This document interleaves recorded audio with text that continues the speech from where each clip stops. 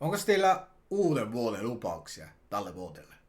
Minun uuden vuoden lupaukseni on katsoa enemmän draamasarjoja, elokuvia ja animeja sekä lukea enemmän romaaneja.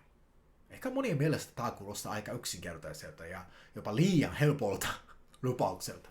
Mutta itse asiassa tällä on tosi syvä syy.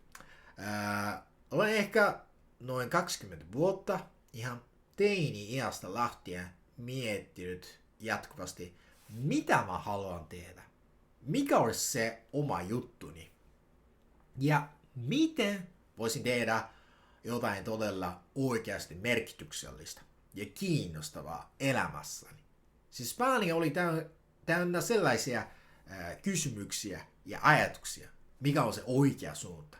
Missä sellainen vastaus löytyy? Eli etsin koko ajan sellaisia vihjeitä ja vastauksia, esimerkiksi katsomalla dokumenttiohjelmia ja lukemalla sellaisia kirjoja, jotka opettavat ainakin jotain ihmisille. Siksi tähän asti minun oli todella vaikea vain nauttia vaikka tarinoista sellaisenaan. Mutta onneksi nyt tilanne on muuttunut. Manzai-projektin myötä olen löytänyt sellaisen suunnan, johon mä voin täysin luottaa. Nyt mä uskon satavarmasti, että tästä projektista tulee ainutlaatuinen, merkityksellinen ja todella hauska.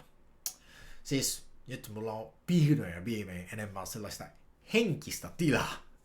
Siksi nyt mä haluan antaa itselleni luvan vaikka uppoutua tarinoihin, levätä hetken ja olla valita ajattelematta projektia.